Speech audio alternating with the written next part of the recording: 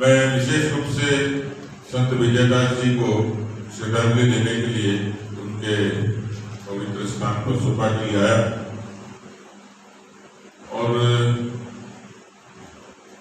आंदोलन के बाद समाज के बीच में जो जनचर्चा पूरे प्रदेश भर में, राजस्थान की जनता के बीच में, समग्र संत समाज के बीच में, आस्थावान लोगों के बीच में विजयदास जी के आत्मदाह से लोगों के मन में एक आक्रोश है। जब उनकी सूचना मिली, मैं और हमारे महामंत्री भजनलाल जी सवाई मानसिंह अस्पताल में उनसे मिलने के लिए गए। वो 85% झुलसे हुए थे। उनके जीवन की उम्मीद दूर नहीं थी, लेकिन वो बोल रहे थे। उनकी वाणी में वही दृढ़ता थी उस समय भी, और जैसा चिकित्सकों ने बताया था कि उनके जीवन और मौत का संघर्ष बहुत लंबा नहीं चलेगा। 551 दिन का आंदोलन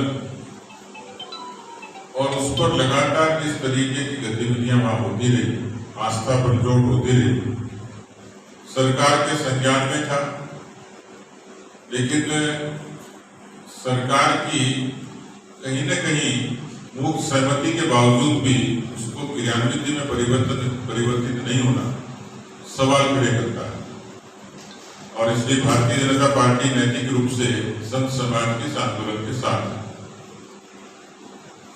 मुझे लगता है कि बाकी सारी चीजें होंगी, जांच होंगी, चर्चा होगी, छपेगी, लेकिन इस पूरे प्रकरण का कोई दोषी है कांग्रेस पार्टी, उनके मुख्यमंत्री और प्रदेश के गृह मंत्री। भी वक्त है, सरकार को चेत जाना चाहिए, नहीं तो ये जन आक्रोश समाज के लिए भी और सरकार के लिए भी, क्योंकि जिस तरीके से लोगों के मन में संत समाज के प्रति जो गुस्सा है, वो मुझे लगता है कि उसकी हाई सरकार के लिए बहुत होगी। और एक जिम्मेदार राजनीतिक दल के नाते मुझे पार्टी के यहाँ के प्रमुख लोगों ने बताया, और इस नाते मैं अपना इसको फर्ज मानते हुए कि एक साधु इस तरीके से प्रदेश की अराजकता के खिलाफ वो जिन्होंने अपनी आहुति दी है, मेरा फर्ज था कि मैं उनको यहाँ श्रद्धांजलि देने के लिए आता। हमारे सारे ही प्रमुख नेता उनको श्रद्धासुमन अर्पित। प्रशासन और कानून व्यवस्था जिस तरीके से ध्वस्त हुई है, सरकार की जो लापरवाही उदासीनता दिखती है, उसका एक बड़ा उदाहरण संत विजयदास जी की आत्मदाह है। सरकार यदि समय पर संवेदनशील होती, चेतती, शायद ये घटना नहीं होती। इस तरीके से उस क्षेत्र में अवैध माइनिंग को इस तरीके से प्रेशर नहीं मिलता। मेरे पास कोई डॉक्यूमेंट्री एविडेंस तो नहीं है, लेकिन समय आने पर वो आ भी जाएंगे। पर ऐसा लगता है कि ये सारा काम सरकार के संरक्षण में होता है, अपने लोगों को उपकृत करने के रूप में होता है। मुख्यमंत्री अशोक गहलोत जी की कुर्सी की असुरक्षा इतनी हो गई कि उन्होंने साधु की सुरक्षा से लेकर जन सुरक्षा को भी दिलादली दे दी, और इसलिए मजबूरन दिल्ली की केंद्रीय टीम को भी आना पड़ा। प्रदेश की टोली भी वहां गई, इसने पूरी चीजों की ठीक तरीके से जांच की। तो मैं ये मानता हूं कि इसमें कोई दोषी है तो प्रदेश के गृह मंत्री है, जो मुख्यमंत्री भी है। प्रदेश में देश के सर्वाधिक अपराध घटित होने का स्थान अब राजस्थान हो गया, अपराधों की राजधानी हो गया। 7 लाख से भी ज्यादा मुकदमे दर्ज होना इस बात का प्रमाण है। तो सरकार ने तो बलात्कार रोक पा रही, न हत्याएं रोक पा रही, और इस तरीके से किसी घटना पर कोई साधु उद्वेलित होकर आत्मदाह करता है तो भी सरकार के कान पे जू नहीं रहे। आगे भविष्य में जो भी कानूनी और वैधानिक प्रक्रिया होगी, उसका भी हम लोग नैतिक समर्थन करेंगे। लेकिन मुझे जो जानकारी मिली, साधु बाबा ने 2 दिन पूर्व इस बात को चेता दिया था कि अब हमारे पास में कोई चारा नहीं, अब तो करो या मरो की स्थिति। ऐसी स्थिति के बाद भी, इस चेतावनी के बाद भी सरकार का नहीं चेतना, ये सवाल खड़े करता है। उसके बाद का जो घटनाक्रम हुआ कि सरकार किस तरीके से तानाशाही करती है, इसका भी नतीजा देखने को मिला, उदाहरण देखने को मिला। गांव के लोगों को भी प्रताड़ित करने की कोशिश हुई, साधु समाज को भी प्रताड़ित करने की कोशिश की गई, उनको मुकदमों के नाम पे डराया जा रहा है, धमकाया जा रहा है। और इस तरीके का उनकी आपदा के बाद भी न अवैध माइनिंग रुकी है और न पुलिस की, प्रशासन की और सरकार की तरफ से किसी तरीके से लापरवाही के कारण उन पर दबाव की, प्रताड़ना की घटना रुकी। लेकिन आंदोलन बीजेपी का नहीं था, साधु समाज का था। और जैसी एक मर्यादा के भीतर हमारा जो अपना समर्थन था, वो समर्थन उनको था। लेकिन अभी क्योंकि घटना प्रदेश के लिए केवल एक साधु का आत्मदान नहीं, ये पूरे प्रदेश की सरकार की पोल खोलती है, और इसलिए हमें उचित लगा कि इस आंदोलन को हम लोग नहीं समझ सकते। लोग थे, उसके बाद अचानक इस तरीके का घटनाक्रम हुआ है। और 2 दिन पहले उन्होंने चेतावनी दी, यानी सरकार को, पुलिस को, प्रशासन को एक्स्ट्रा विजिलेंट होने की आवश्यकता है। तो कहीं न कहीं शिथिलता तो है, लापरवाही भी है। जैसे मैंने कहा कि लापरवाही के दोषी प्रदेश के गृह मंत्री हैं, जो मुख्यमंत्री तक जो बातें आई हैं पार्टी के चैनल पर, मैंने कहा है कि मेरे पास इसका कोई डॉक्यूमेंट्री एविडेंस नहीं है, लेकिन इस तरीके की जानकारी, चर्चा जरूर है।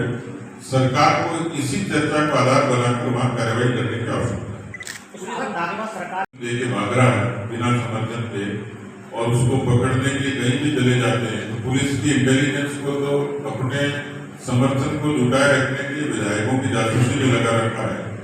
तो ये तो एक स्व प्रेरित संज्ञान होता है, सरकार की जानकारी की सारी चीजें होती हैं। इसलिए कहा जा रहा है कि मतलब वो जाए कि नहीं जाए, लेकिन पीड़ित पक्ष की कोई जानकारी मिलती हो तो सरकार का फर्ज है। सरकार ये इंतजार करेगी कि पीड़ित उसके दरवाजे पर जाएगा तब रिलीफ देगी। लोक कल्याणकारी सरकार का फर्ज है कि दरवाजे पर जाके पीड़ित को रिलीफ दे। कानून में तो व्यवस्था है कि हाईकोर्ट या हमारा जो कोर्ट है उसको प्रेरित संज्ञान लेता है। लोकतंत्र में इस बात का महत्व है कि सरकार को भी स्व प्रेरित संज्ञान लेने की आवश्यकता है। इसमें उनके पास डेलीगेशन जाए, धरना दें, प्रदर्शन दें। नैतिक सरकार तो वही है जो लोगों की मनोभावनाओं को भांप कर उस पर कोई काम करे। की जेपी नड्डा जी के राष्ट्रीय अध्यक्ष जी के निर्देश पर टीम आई है, उसने अपनी फाइंडिंग्स दी है, साधु समाज से मिले हैं, और यदि साधुओं के खिलाफ एट्रोसिटी और इस तरीके से किसी अधिकारियों की और नेताओं की मिलीभगत से वहां किसी तरीके का काम होता है तो सरकार को बिना किसी विलंब के एफआईआर दर्ज करनी चाहिए। इस बात का हम समर्थन करते हैं। अशोक गहलोत जी से मिलने गए, वो तो सरकार का एक मैनेजमेंट का हिस्सा है कि सांप निकल गया और लाठी पीटने का काम, वो तो बाद में वो चेते हैं। वो तो खाली एक इस तरीके का दिखावा है।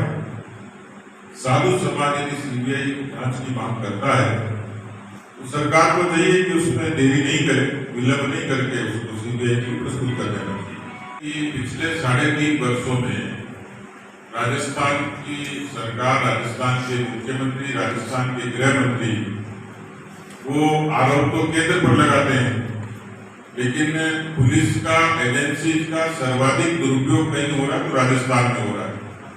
अपने ही मंत्रियों की, विधायकों की जासूसी कोई सरकार कराती है, फोन टैपिंग कराती है, तो वो राजस्थान की सरकार है, क्योंकि मुख्यमंत्री जी को इतनी असुरक्षा है कि कोई विधायक उनके समर्थन से भाग नहीं जाए।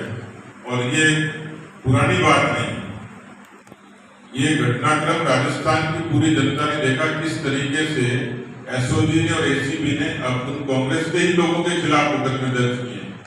राजद्रोह का मुकदमा यूं ही दर्ज नहीं होता, उनके पीसीसी के चीफ के और डिप्टी चीफ मिनिस्टर के खिलाफ दर्ज हुआ है, तो उन्हीं की पार्टी में। तो सरकार पुलिस की एजेंसी को अपने मुख्यमंत्री, अपनी कुर्सी की सुरक्षा के लिए, कुर्सी को बचाने के लिए, किसी की अस्मत बचाने के लिए नहीं, कुर्सी को बचाने के लिए दुरुपयोग करते हैं। ये तो पब्लिक डोमेन में ही दिख रहा है, दुर्भाग्यपूर्ण है। और देश में कांग्रेस इसलिए बदनाम हो गई कि 55 वर्षों में लूट और झूठ का खेल खेला।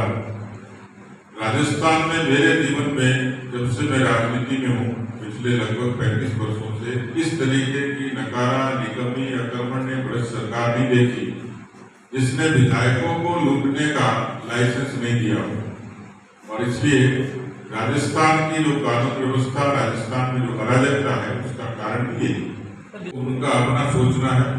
हमने जो कहा है कि हम समाज की नैतिक बातों के साथ हैं, वो क्या करेगा ये समय बताएगा, लेकिन हम अपना धर्म निभाएंगे।